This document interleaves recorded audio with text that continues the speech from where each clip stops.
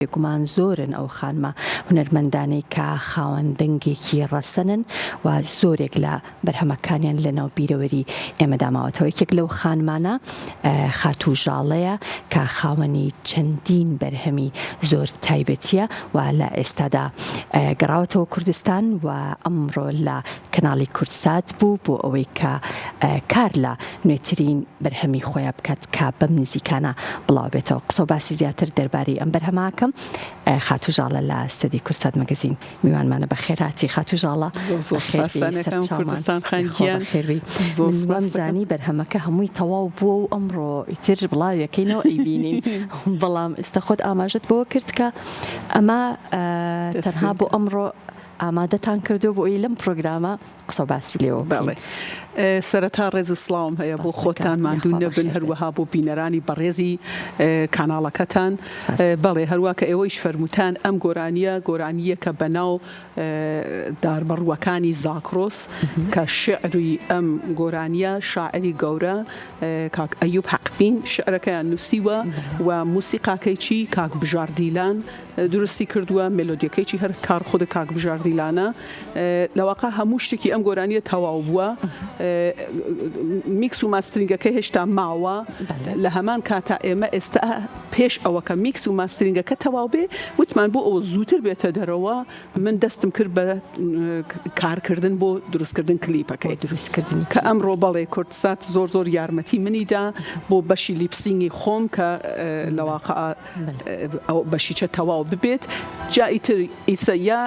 کورتسات ئەیکا هەر ئەم بەرهەمە یا ئینکێ نا من ئەممان لەواقع زەحمەتیان کێشاوە بەشی لیپسینگەکەیان کە من وێڕای سپاس و پێزانینم بۆیان ئەو بەشە من خۆم ئەبەم و ئەیدەم بە کۆمپانیە کە ئەوان خۆیان ڤیدیۆ کلیپەکەی بۆ دڕست. باشە کەواتە ئەم بەشە کە ئەڵێی خۆم ئەیبەم مەبەستی لەوەیە کە ئەم بەشە بەتەواوی وەکو ئێستا ئەوەی کە ئیبینی نەخێر وەکو ئەمە نیە، ئەمە لەواقع ئەدیت نەبووگە هێشتا هیچی بەسەر نەهاتوە. ئەمە تیکێکی خامە ئێمە ئەمڕۆ ئەمەمانە زەبت کرد و منی چوون بە قەوت دارێکە وەکو سمۆرە چون بەڕاستی سمۆرە لێرە جێ خۆی هەیە ئێمە هەمومان زۆر ڕێزی تایبەتی لێ بگرین. تۆ ژینگە پارێزیش دڵنیام کە یەک دنیا پەیامە لە پشتی ئەم سوپاس وایە زۆر سپاس دەکەم. سمۆرە نەقشی زۆر گرنگە لە بە وجود هێنانی داربەڕوو، چون سمۆرە ئەوەی داربەڕوەکە ئەبا بەڕوەکان قایمەکە بەڵام لە بیر یەکێتەوە لە کوێ قایمی کردووە دوارە سەوزە بێتەوە. بەڕاستی کوردستان خان پاریج ئێمە هەر ئەگەر لە بیرتان دێ بەرنامێکمان هەر لەسەر ژینگە و لەسەر گۆرانیەتر کرد زۆر ژینگە ئەبێ ئاوەڕی جدی لێبینەوە. ئەمە نەفقەت کوردستان بەعام لە سەراسەری دنیا ژینگە خەریکە بارودۆخێ دروستەکات کە لەوانەیە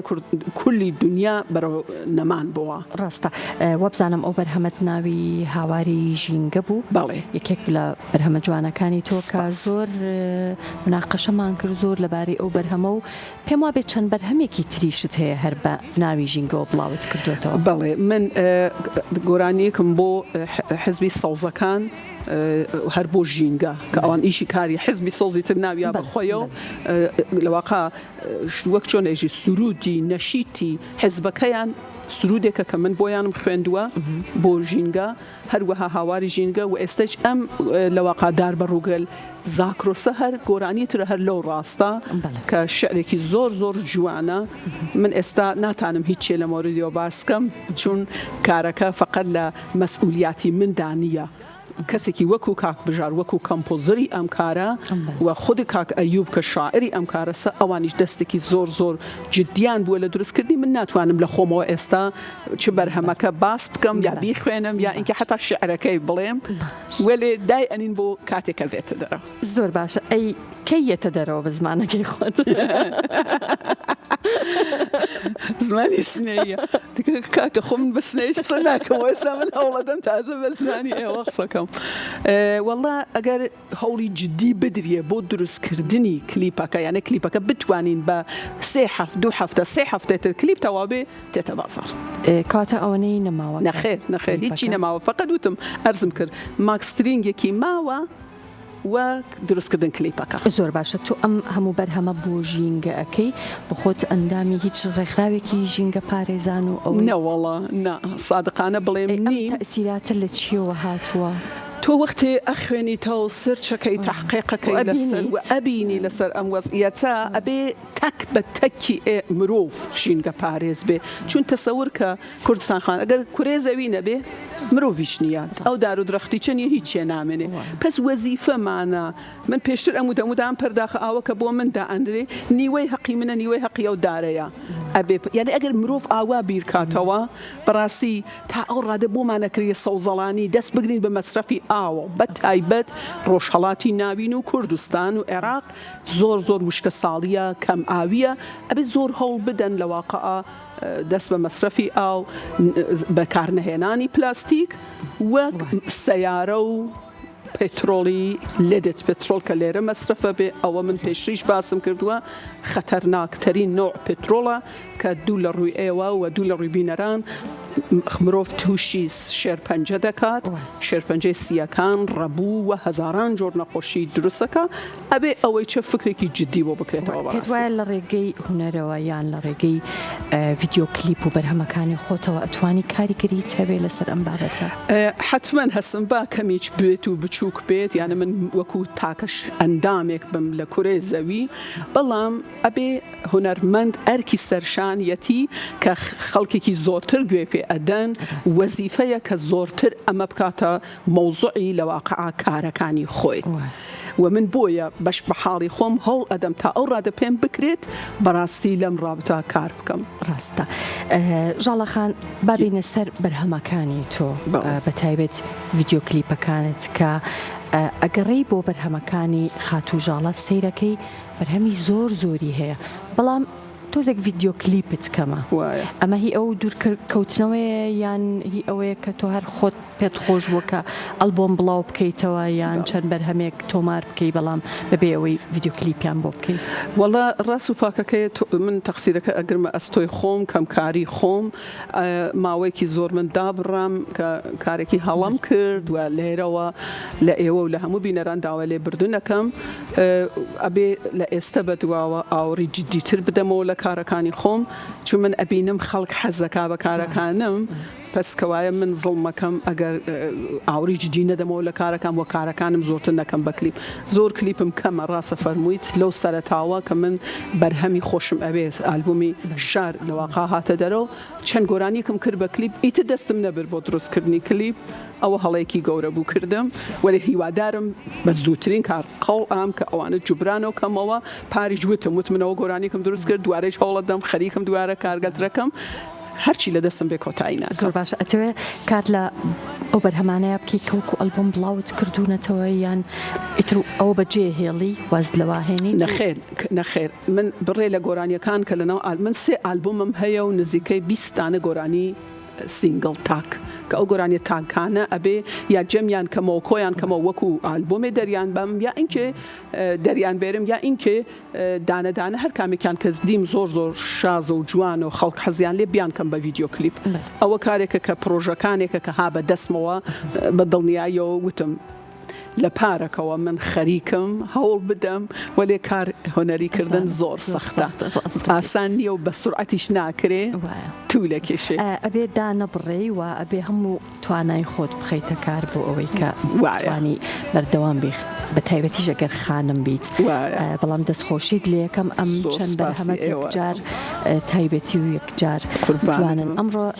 کە دانیشتبووی لە کەناڵی کورتسات من گوێم لە گفتوگویەکی بینی تۆ هاوڕەکان و باسی سوشال میدیاتانە کرد باسی تیکتۆک یوتیوب چەناڵی تایبەتی ئەوەش بینە چۆنە لەگەڵ سوشال میدیا و لەگەڵ بڵاوکردنەوەی بەرهەمەکان و چوزانم دەرکەوتن و وێنە دانان و ئەم شتانە وەڵا زۆر باش نییە بۆیە باسی ئەوەمانە کرد ڕاستەکەی کوردستان خان باش نییە ئەمەوێ لەو بواریچەدا خۆم زۆر چالاک بکەم و لەگەڵ کاک هەردی و ئەوان کاک نەجیب باسی ئەوە مەکرەموت کەسێک بە من بناسێنن جێ سیقە بێ جێ متمانە بێ و بەڕاستی کاری جوان بێ من بەر لە هەموو شتێک هەر کارێکە بیکەم حەزەکەم ئەو کەسە پرۆفشناڵ بێ حرفەیی بێ کارێکە باش بێ ئەگینا کار ئینسان نەیکا باشە تۆ بێ کارێکە ئەەکەی بمێنێتەوە لە شوێنی خۆت کاری سوشیال میدیایش هەر بەو شێوەیە ئەگەر من لە کاری سوشیال میدیا نەتوانم کاری باش و جوان بە وسیلەی ئەو کەسە حرفەیگە لە ئەنجام بدرێ بۆم نەیکەم باشە ئەوە بوو ئەوانی ناوی چەند کەسیان هێنا کە هیوادارم پەیوەندیان پێ و بگرین و کارستە ڕەدی بکەین بۆ نمونە لە چەناڵی تایبەتی خۆت لە یوتیوب ئەگەر هەز بێ ئەتوانی زۆرێک لە بەرهەمەکانی خۆت لەوێدا بنیت بە تایبەتیش ئەو بەرهەمانەت کە با بڵێن ڕێگە نەبوویان کات نەبووە کە بڵاویان بکەیتەوە لەوێ ئەتوانی بڵاویان بکەیتەوە کارێکی زۆر باشە ژاڵەخان بۆ خۆت با بڵێن شێعر و ئاوازەکان هەڵبژێریت یان کەسانێک هەیە کە تۆ وەک مامۆستای خۆت یان وەک هاوکاری خۆت هاوکاری تۆ کرد من وەکو هاوکاری موسیقایی کاک ساڵاڕاستیت چون بە حکمەوە لە بەریتانیایە و ئەم مەدوڕەفتی خانەوادگیمان هەیە پێکەوە زۆر یارمەتیم ئەدا و ویژدانەن ساڵانێک وەکو مەنیجری کارەکانی من کاری مانیجری کردگە بوو کارەکانی من هەڵبژاردننی شێعر من خۆم هەڵیانە بژێرم من داوا لە چەند شاعرەکەم شعرەکانم بۆ ئەنێرن ئەوجا ئەوەیە وە باشترین بێ هەڵیە بژێرم بۆ نمونە ئەمە واقعاً یەکێت لە شعرە هەرە جوانەکانە کە خۆم هەڵم بژاردووە و یعنی بێ نەزەری خۆم من ناتوانم هیچ کار یعنی کارێکم بۆ حاضر ناکرێت و من بڕۆم بیخوێنم ئەژە حتمما خۆم نەزەرم تیابێت چ لە بواری مێلۆدیەکە چه موسیق نوع موسیقاکەی و چه شعرەکە کە شعرەکە لە هەموو گرنگترە چون تۆ بە وسیلەی ئەو شعرە ئەو پەیامە وە ئەتەوێ ئەیبێتێ ناو دڵی ئەو خەڵکە کامیان گرنگترە ئاوازەکە یان شعرەکە من هەستەکەم ئاوازەکە بۆ ئەوەی کە تاقی بکەیتەوە کە ئایا لەگەڵ دەنگی تۆ ئەگونجێت ئاوازەکە بە نظر من شعری زۆر گرنگە چون کە شعر جوان نەبێ ڕاستە ئەگەر تۆ حەسکەی فقط دانگێ گوێچکە بەی موسیقای گوێچکە بەی ئەرێ ولی ئەمانە کامبنیشنێکن گشتیان پێکەوەن یعنی تۆ دەنگێکی باش بێنە موسیقایەکی باشیچ بێنە شعرێ باش ڤیدیۆکلیپێک باش ئەبینی بەرهەمێکی زۆر ناجەحت دروست کردووە بەڵام تەسەوەر بکە شعرێکی نەباش بێت بە دڵی خەڵک نەبێ شعرەکە ئەگەر حتا دەنگەکەیش خۆش بێ موسیقاکەیش خۆش بێ خۆش نییە یا بالعکس هەر پایەک لەم پایەگە لە ناقص بێ کارەکە جوانیە بۆیە من بەڕاستی لە حەدی توانای خۆما تا ئەو ڕادە پێم کراوە هەوڵم داوە هەموو ئەو خاڵانە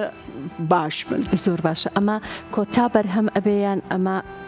با بڵێن یەکێکە لەو بەرهەمانی کە پلانی تۆیە بۆ ئەم ساڵ ئەمە یەکێ لە بەرهەمەکانە ئێمە چەند بەرهەمتر ها بەدەستمانەوە من ئیتر ماوەیەکی زۆرە هەر کارگەل بێژین نایژم سیاسی ئەمە من ناونانم سیاسی ناوی ئەنم نوعی لە ڕۆشنگەری فەرهەنگسازی ئەم بەخشە بە ئەرکی خۆم بزانم بەڵام لە هەمان کاتە پێم وایە گۆرانی عاشقانە و خۆشەویستیش پێویستە کە لەوانی چە بخوێنم هەمە زۆر کەم لەوانی چە ئەخوێنم لە هەمان کاتە گەرەک مەسل داهاتووە کاری فۆلکلۆریش بخوێنم کە دیارە خەڵک لە ئستایلی گۆرانی سیدی یەکەمی من زۆرتر لە سیدیەکانی ترم ڕازین ولی ئێمە هەدەفێکمانەست کوردستان خان ئیجازم پێ بە ئەمە بفەرموم خزمەت ئارسکەمە خزمەتان ئێمە وەکو موسیقی بوارێکە لە بوارەکانی مەسەلەی کورددا کە کەمتر دوژمنان توانیگیانە زەفەری پێبەرن البته ئێستا خەریکن مەسەڵەن بە موسیقاگەل چۆنێژی زەعیف ئارابێسک چتگەل خراپ ئەیانەوێ هەوڵ بدەن کە موسیقاکەیچمان لێ تێک بدەن و ئەوەیچمانە لێ زەوت بکرێن ولی چون موسیقا و بەشی موزیکی کورد زۆر دەوڵەمەنە لەم زەمینە ئەبێ ئێمە هەوڵ بدەین بەڕاستی نەیڵین و خزمەتێکە موزیک و موسیقا ئەتوانێ بە فەرهەنگ و زمان و ئەدەبی ملەتێک بیکات بە نەزەرم بەشەکانتر زۆر بە زەعیفیەتوان بیکەن بۆیە زۆر گرنگە کە بایەخی جدی لەم بوارە بدرێتەوە و کاری باش بکرێت و هەوڵ بدەین موسیقا بپارێزین موزیکی ملەتەکەمان خالص و ڕەسەن بیپارێزین و دەستی دوژمن کەمتر سعیکەین لێ کاریگەر بێت زۆر ڕاستە دەستەکانت خۆش بێت خۆشحاڵ بووم کەم ئێوارەیە لێرە میوان بووی زۆر سپاس بۆ بانکێشەکەتان سەرکەوتوو بن.